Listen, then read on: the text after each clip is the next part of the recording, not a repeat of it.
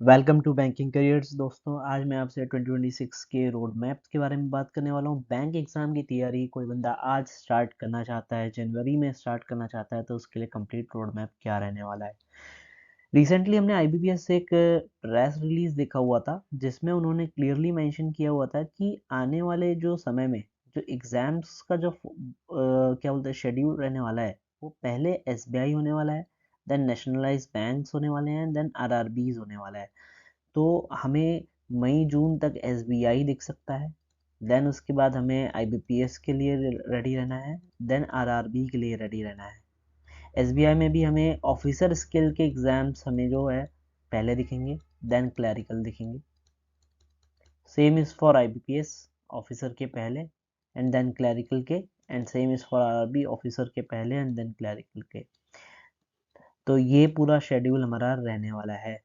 आप इस बार देख भी सकते हैं कि आरआरबी जो पिछले साल पहले हुआ करता था, इस साल सबसे लास्ट में आरआरबी हुआ था।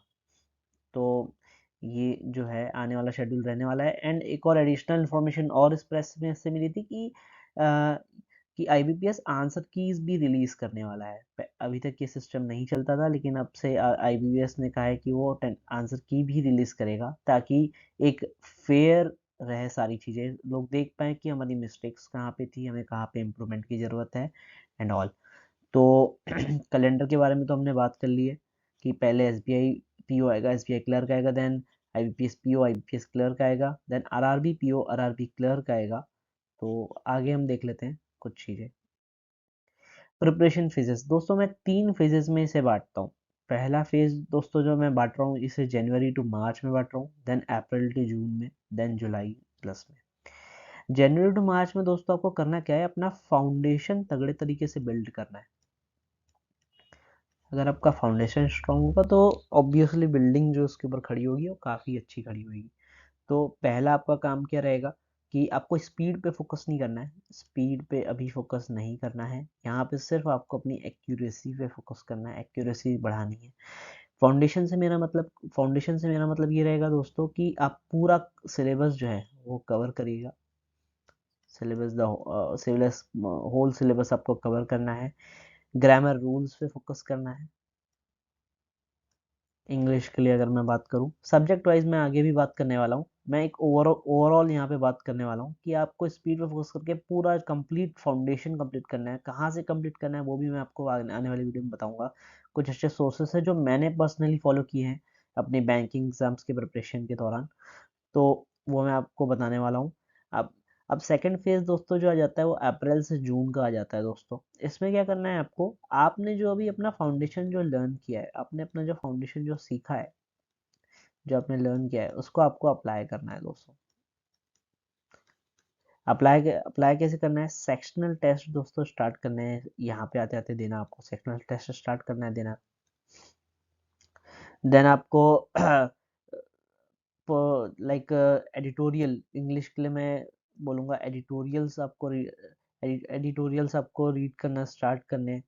एडिटोरियल जितना आप रीड करोगे उतना बेस्ट रहने वाला है, क्योंकि English in banking is all about reading, not just the grammar rules, but reading is very much important. July plus में दोस्तों आपको कंप्लीटली शिफ्ट हो जाना है मॉक्स पे। आप जो भी सब्जेक्ट पढ़ेंगे फुल, आप उसके फुल एंड सेक्शनल मॉक्स भी देते रहेंगे।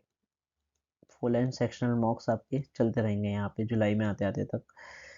सिर्फ आपको मॉक मॉक मॉक करने हैं, एंड सिर्फ मॉक देना नहीं है, एंड उसे एनालाइज करना बहुत इंपॉर्टेंट है। ऐसा नहीं कि दे दिए और इसको चेक किया, रैंक चेक करिए और निकल गए।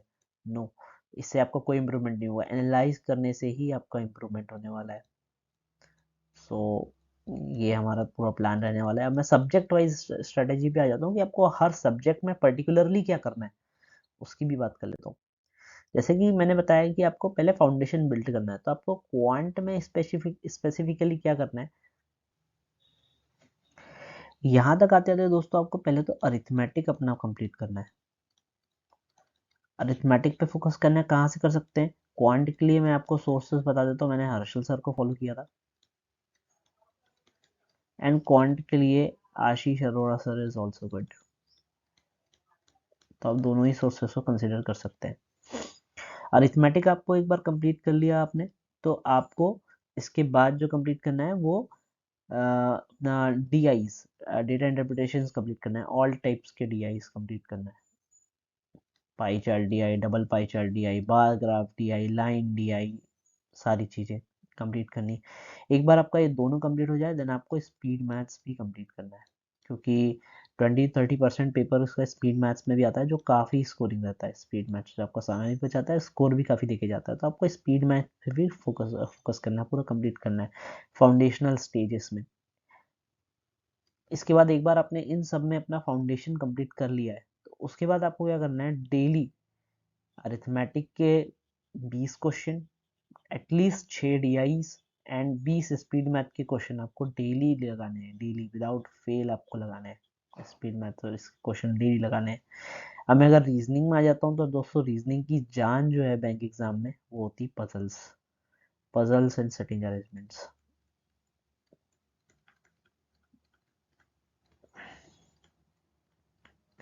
पजल्स एंड सेटिंग अरेंजमेंट्स आपको मास्टर करने हैं। एंड देन दोस्तों जो प्रीलियम से स्पेसिफिक टॉपिक होते हैं वो भी आपको करने हैं, एंड मेन से स्पेसिफिक टॉपिक जो होते हैं वो भी आपको डे 1 से स्टार्ट करने हैं। Prelims and main specific topics करने हैं, पजल सेटिंग अरेंजमेंट करने हैं, इनइक्वालिटी हो गया, ब्लड रिलेशन हो गया, एंड आपका सिलॉजिज्म हो गया, एंड वेरियस टॉपिक्स है रीजनिंग के, वो आपको इसमें कंप्लीट करने हैं। कोडेड कोडिंग डिकोडिंग हो गया, डायरेक्शन एंड डिस्टेंस हो गया, काफ़ी सारे हैं। इंग्लिश में दोस्तों अगर मैं आ जाऊँ तो इंग्लिश याद रखिएगा सिर्फ वोकेबलरी नहीं है, it's not about only vocabulary, it's about reading. So आपको यहाँ पे रीडिंग काफ़ी इंपॉर्टेंट हो जाती है, तो आपको क्या करना है कि 30 मिनट तो आपको डेली जो है रीडिंग करनी है। एडिटोरियल कर लो तो बेस्ट है, एंड साथ साथ में ग्रामर के रूल्स, इसके लिए आप निमिषा मैम को फॉलो कर सकते हो, निमिषा बंसल मैम काफ़ी सही है, निमिषा बंसल यस ऑफिसर काफ़ी सही पढ़ाते हैं, आप उन्हें फॉलो कर सकते हो। इंग्लिश में 30 मिनट्स आपको ये एडिटोरियल एंड ग्रामर वगैरह करना है। देन मैं आ जाता हूँ दोस्तों, अगर जनरल अवेयरनेस में मैं आ जाऊँ तो जनरल अवेयरनेस में ऐसा नहीं कि हमने ईयरली कैप्सूल लेके रख लिया है, नो, ईयरली कैप्सूल आपको नहीं लेना है। आपको क्या करना है, आपको जो है डेली 10 मिनट तो आपको करंट अफेयर में देने हैं, ताकि आपको एंड में जाके बर्डन ना फील हो। 10 मिनट में 10 मिनट तो डेली आपको करंट अफेयर्स में देने ही देने हैं। डेली करंट अफेयर्स के लिए नेशनल इंटरनेशनल करंट अफेयर्स कर लीजिएगा, एंड उसके बाद अपॉइंटमेंट्स कर लीजिएगा, स्पोर्ट्स कर लीजिएगा, आरबीआई के सर्कुलर्स मत भूलिएगा, आरबीआई के सर्कुलर्स काफ़ी इंपॉर्टेंट होते हैं, वो कर लीजिएगा, पीआईबी रिलीज़ कर लीजिएगा, एंड काफ़ी सारी चीज़ें इसके लिए आप कुछ सर को फॉलो कर सकते हैं, कुछ सर को। रीजनिंग में आप अंकुश लांबा सर को फॉलो कर सकते हैं, काफ़ी गुड है, इनका सेटिंग अरेंजमेंट पजल काफ़ी सही है, मैंने भी इन्हीं से ही पढ़ा था।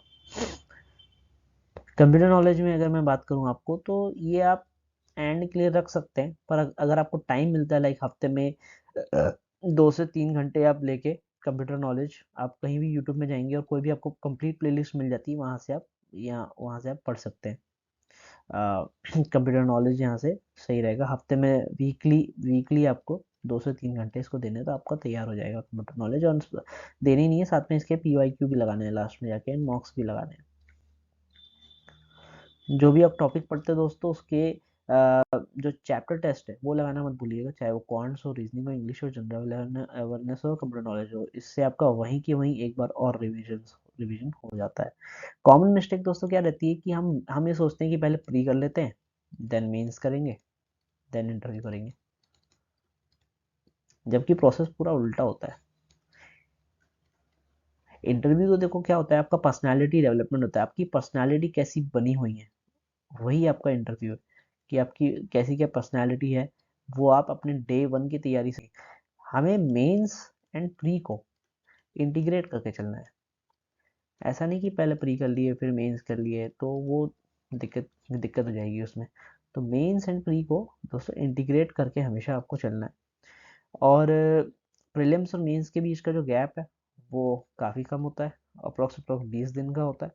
तो आप जीए और कंप्यूटर अवेयरनेस इसमें प्रिपेयर नहीं कर पाएंगे, तो अभी से करके चलें तो ज़्यादा अच्छा है। तो डे वन से ही मेंस एंड प्री को इंटीग्रेट करके चले।